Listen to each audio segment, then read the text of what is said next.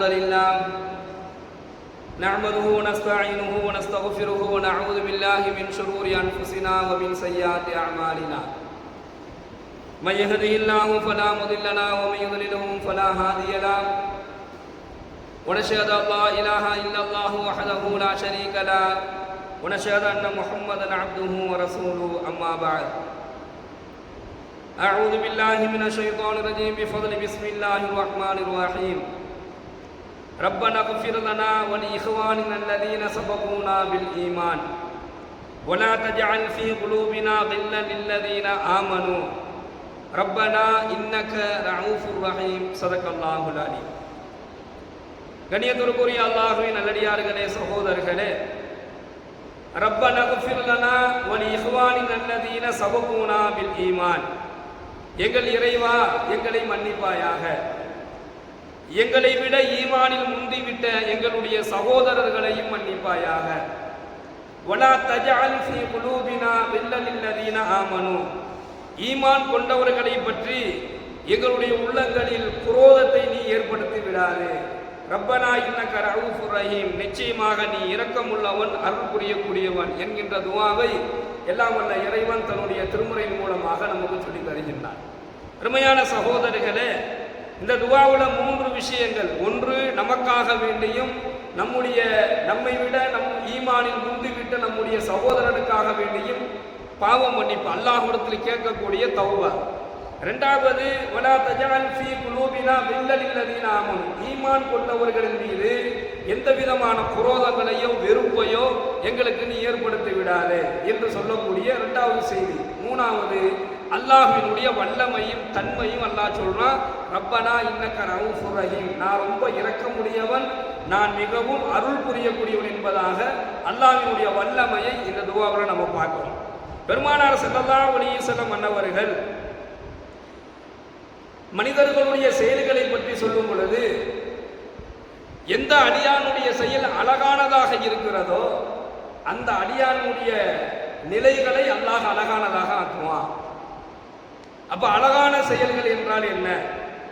அல்லாஹ் தன்னுடைய திருமறையின் மூலமாக மனிதர்களை சிந்தித்து பார்க்கும்படி அல்லாஹ் தூண்டுறான். குர்ஆனுடைய வசனங்கள் நம்ம எடுத்து பார்த்தோம்னா சில முக்கியமான இடங்கள்ல, சில முக்கியமான வசனங்கள்ல அல்லாஹ் சொல்லுவான், நீங்கள் சிந்தித்து பார்க்க வேண்டாமா என்கின்ற செய்தி அல்லாஹ் அதிகமாக குர்ஆன்ல பதிவு செய்யறான். இந்த கேள்வி எல்லாம் கேட்பான், மனிதர்களே நீங்கள் சிந்திக்க வேண்டாமா, மனிதர்களே நீங்கள் யோசித்து பார்க்க வேண்டாமா என்பதாக சில கேள்விகளை அல்லாஹ் முன்வைக்கிறான். என்ன காரணம் அப்படின்னு சொன்னா, சிந்திக்கணும் என்பதாக அதனுடைய அர்த்தம். அடியார்கள் தன்னுடைய அடியார்கள் இந்த குர்ஆனுடைய வசனங்களை வெறும் அதை பார்த்து விட்டு அதை படித்து விட்டு செல்லக்கூடாது. நீங்கள் அதில் உங்களுக்கு படிப்புன்னு இருக்குது, அதை நீங்கள் சிந்திச்சு பாருங்கிறாங்க. அதே போன்று இந்த உலகத்தில் இருக்கக்கூடிய என்னுடைய எல்லா படைப்படைகளையும் பாருங்க, அதை பார்த்து நீங்கள் சிந்தித்து பாருங்கள் என்பதாக அல்லாஹ் சொல்றான். வானத்தை பாருங்க, அதை பார்த்து அதில் என்ன படிப்புன்னு இருக்குங்கிறத சிந்திங்க. பூமியை பாருங்க, வானத்திலிருந்து மழை பொழிகிறது, அந்த மழையின் மூலமாக உங்களுக்கு பயிர்கள் விளைகின்றது, அதை நீங்கள் சிந்தித்து பாருங்கள் என்பதாக அல்லாஹ் சொல்வதனுடைய நோக்கம் என்னன்னு சொன்னா, சிந்தித்து பார்க்க வேண்டும் என்பது அல்லாஹ்வினுடைய அடியார்கள் சிந்திக்க வேண்டும் என்பது அல்லாஹ் விரும்பக்கூடிய ஒரு விஷயம். அல்லாஹ் சில மனிதர்களுடைய செயல்களை தன்னுடைய திருக்குர்ஆனில் இப்படி விமர்சனம் செய்யறான். பாவமான செயல்கள் நல்லது என எண்ணுவார்கள். அல்லாஹ் விமர்சனம் செய்யக்கூடிய அந்த நபர்கள் யார் அப்படின்னு சொன்னா, பாவமான காரியங்கள் செய்வாங்க, அதை நல்லது என்பதாக எண்ணிக்கொள்வார்கள். இவர்கள் அல்லாஹ் எப்படி விமர்சனம் செய்யறான் அப்படின்னு சொன்னா, இறையின் நிராகரிப்பானவோடு இணைத்து இவர்களை அல்லாஹ் விமர்சனம் செய்யறான். அவர் முஸ்லீமா இருப்பாரு, கலிமா சொல்லி இருக்கிறாரு, அல்லாஹ்வை ஈமான் கொண்டிருக்கிறாரு, அல்லாஹ்வுடைய தூதரை ஈமான் கொண்டவரா இருக்கிறாரு, ஆனா பாவமான காரியத்தை அவர் செய்வாரு, ஆனா அதை நல்லதுன்னு நினைச்சு செஞ்சுக்கிட்டே இருப்பாரு. நம்ம ஒன்றும் பெருசாலாம் பாவம் செய்யலையே, அவருடைய உள்ளத்தில் அப்படிப்பட்ட ஒரு நிலையை ஷைத்தான் உருவாக்கிடுவான். அந்த நபரை பற்றி தான் அல்லாஹ் விமர்சனம் செய்யறான். இவர் இறை நிராகரிப்பாளரோடு அல்லாஹ் அவரை சேர்க்கிறான். யாரு கூட? அல்லாஹ்வை ஏற்றுக்கொள்ளாத, அல்லாஹ்விற்கு இணை வைக்கக்கூடியவர்களோடு இவரை கொண்டு போய் அல்லாஹ் சேர்க்கிறான். அல்லாஹ் பாதுகாக்கணும். அல்லாஹ் குர்ஆன்ல சொல்றான், குல் ஹல் நபியுக்கும் பில் அக்ஸரீன அமாலா, அல்லாஹ் சொல்றான், தன்னுடைய செயல்களில் மிக பெரும் நஷ்டவாளிகள் யார் என்று நபியே நீங்கள் அவர்களிடத்தில் கேட்பீராக. தன்னுடைய செயல்களிலேயே மிகப்பெரிய நஷ்டவாளிகள் யாரு என்று அவர்களிடத்தில் நீங்கள் கேட்பீராக சொல்லிட்டு அல்லாஹ்வை பதில் சொல்றான், அல்லதீன லல்ல ஸஅய்யுஹும் ஃபில் ஹயாத்தி துன்யா, இந்த உலகத்தில் அவர்கள் முயற்சி செய்த அவர்களுடைய எல்லா காரியங்களும் பயனற்று போயிருக்குமே அவர்கள்தான் வஹும் யஹ்ஸபூன அன்னஹும் யுஹ்ஸினூன ஸுன்ஆ, தாங்கள் மெய்யாகவே நல்லதுதானே செய்கிறோம் என்று எண்ணிக்கொண்டிருப்பார்கள், இவர்களுடைய செயல்கள் ஒன்றுக்கும் இல்லாதது என்பதாக அல்லாஹ் சொல்றான். உலகத்தினுடைய தேவைகளில் முயற்சி செஞ்சுக்கிட்டே இருப்பாங்க, ஆனால் அது அவர்களுக்கு எந்த விதமான பிரயோஜனத்தையும் கொடுக்காது என்பதாக அல்லாஹ் விமர்சனம் செய்கிறான். அப்போ அல்லாஹ்வுடைய மன்னிப்பும் கருணையும் எந்த செயல் பெற்றுத்தரும் என்பதை பற்றி ஸல்லல்லாஹு அலைஹி வஸல்லம் அவர்கள் சொல்லும் பொழுது ரொம்ப பெரிதாகலாம் அவங்க சொல்லலை. நீங்கள் நல்ல செயல்களை செய்யுங்கள், அது உங்களுக்கு அல்லாஹ்வுடைய மன்னிப்பை பெற்றுத்தரும் என்பதாக சொன்னாங்க. நீங்க எந்த செயல்களை செய்தாலும் அது நல்ல செயல்களாக இருந்தால் அல்லாஹ்வினுடைய உதவி, அல்லாஹ்வினுடைய கருணை, மேலும் அவனுடைய தௌபாவை அது ரொம்ப இலகுவாக பெற்றுக் கொடுத்தோம். எந்த அளவுக்கு அப்படின்னு சொன்னா, பெருமானார் ஸல்லல்லாஹு அலைஹி வஸல்லம் அன்னவர்களிடத்துல ஒரு சஹாபி கேட்கிறாங்க, அல்லாஹ்வோடு என்னை தொடர்பு படுத்திக் கொள்ளக்கூடிய ஒரு செயலை அல்லாஹ்வுடைய தூதரை எனக்கு சொல்லித்தார்கள் என்பதாக கேட்டார். பெருமானார் ஸல்லல்லாஹு அலைஹி வஸல்லம் அன்னவர்கள் கொஞ்சமும் தாமதிக்காம அவர்கிட்ட சொன்னது, நீ எங்கிருந்தாலும் அல்லாஹுவை பயந்து கொள் என்பதாக சொன்னார். அல்லாஹுவோடு நான் தொடர்போடு இருக்கணும் அதுக்கு எனக்கு சொல்லிக் கொடுக்கணும்னு சொல்லி கேட்டாங்க. ஸல்லல்லாஹு அலைஹி வஸல்லம் அன்னவர்கள் சொன்ன ஒரு செய்தி, அவங்க சொன்ன பதில் என்னன்னா, நீ அல்லாஹ் எங்கிருந்தாலும் அல்லாஹுவை பயந்து கொள். அப்போ இந்த இறையச்சம் இருக்குது, அது நல்ல செயல்களை நமக்குள்ள கொண்டு வந்து விட்டோம். பாவமான செயல்கள், பாவமான காரியங்கள்ல இருந்து நாம் நம்மை பாதுகாத்துக் கொள்வதற்கு அல்லாஹ் மீது இருக்கக்கூடிய அந்த பயம், அந்த இறையச்சமே மிக முக்கியமான ஒரு விஷயமாக அமையும் என்பதை இந்த ஹதீஸ்ல நம்ம பார்க்கிறோம். 3 விஷயங்களை ஸல்லல்லாஹு அலைஹி வஸல்லம் அவர்கள் சொன்னார்கள். இந்த 3 விஷயங்கள் அல்லாஹ்வினுடைய உதவியை பெற்றுத்தர, அல்லாஹ்வினுடைய கருணையை பெற்றுத்தர, தௌபாவை, அல்லாஹ்வினுடைய பாவ மன்னிப்பு அல்லாஹ் வழங்குவானே அந்த தௌபாவை உங்களுக்கு பெற்றுத்தராது.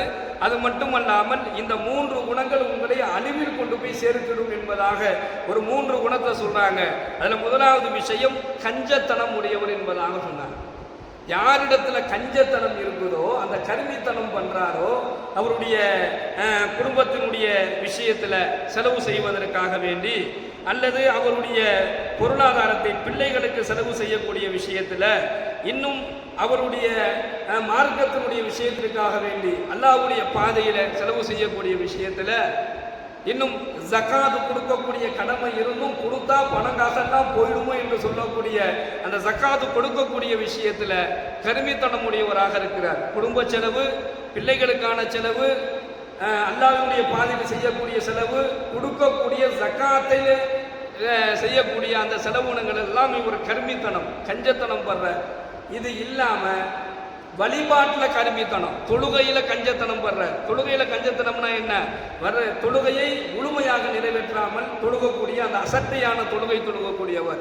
அப்ப இந்த மாதிரி வழிபாட்டில் கருமித்தனம், கஞ்சத்தனம் உடையவர், இந்த குணம் இருக்குது, இது இவருக்கு அழிவை ஏற்படுத்தும் என்பதாக ஸல்லல்லாஹு அலைஹி வஸல்லம் சொன்னாங்க.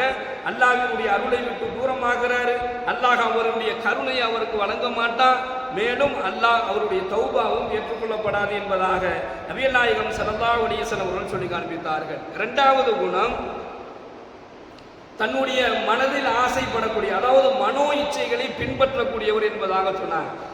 எதெல்லாம் தன்னுடைய மனசுக்குள்ள ஆசைப்படுறாரோ அதெல்லாம் செய்ய ஆரம்பிச்சிருவார்.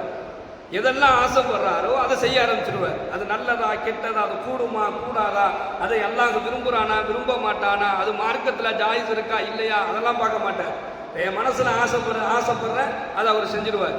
இந்த மாதிரி பின்பற்றக்கூடிய மனோ இச்சைகளை பின்பற்றக்கூடியவருடைய பாவங்கள் மன்னிக்கப்படாது, அவருடைய தௌபாவை அல்லாஹ் ஏற்றுக்கொள்ள மாட்டான், மேலும் அந்த குணம் அவரை அழிவில் சேர்த்துவிடும் என்பதாக நபிகள் நாயகம் ஸல்லல்லாஹு அலைஹி வஸல்லம் சொன்னாங்க. 3வதாக, எல்லாருமே கெட்டவன், நான் மட்டும்தான் நல்லவன் என்பதாக எண்ணக்கூடியவர், தன்னைத்தானே சிறந்தவனாக யார் எண்ணிக்கொள்கிறாரோ. சில நபர்களை போய் பார்த்தோம்னா அவரை பற்றி அவர் பேசிக்கிட்டே இருப்பார். நான் யார் தெரியுமா, என்னுடைய குணம் தெரியுமா, நான் எப்படிப்பட்ட ஆள் தெரியுமா என்பதாக தன்னைத்தானே என்ன செய்வார், தானாகவே புகழ்ந்து கொண்டே இருப்பார். எல்லாரையும் விட நான் சிறந்தவன் என்பதாக, தன்னைத்தானே சிறந்தவன் என்பதாக எவன் எண்ணிக்கொள்கின்றாரோ அந்த குணம் அவரை அழிவில் சேர்க்கும் என்பதாக பெருமானார் ஸல்லல்லாஹு அலைஹி வஸல்லம் அன்னவர்கள் கூறிய இந்த ஹதீஸை ஹஜ்ரத்னா அப்துல்லா இப்னு உமர் ரலியல்லாஹு அவர்கள் அறிவிக்கின்றார்கள். இந்த 3 குணம் தௌபாவிற்கு தடையாக மாறிடும். இந்த 3 குணம் அழிவில் சேர்த்திடும் என்பதாக நம்ம ஹதீஸின் வாயிலாக பார்க்கிறோம். எல்லாம் வல்ல இறைவன் இந்த போன்ற மோசமான அல்லாஹ் விரும்பாத, அல்லாஹ்வுடைய தூதர் விரும்பாத இந்த குணங்களை விட்டு அல்லாஹ் நம்மை பாதுகாத்து அல்லாஹ் விரும்பக்கூடிய நற்குணங்களை நம் அனைவருக்கும் வழங்கி அருள் புரிவானாக. வாயில்லாஹ்வனா அல்ஹம்துலில்லாஹி ரப்பில் ஆலமீன். அஸ்ஸலாமு அலைக்கும் வரஹ்மத்துல்லாஹி வபரகாத்துஹு. சுப்ஹானல்லாஹி வபிஹம்திஹி சுப்ஹானக அல்லாஹும்ம வபிஹம்திக வ நஷ்ஹது அல்லா இலாஹா இல்லா அன்த வ நஸ்தக்ஃபிருக.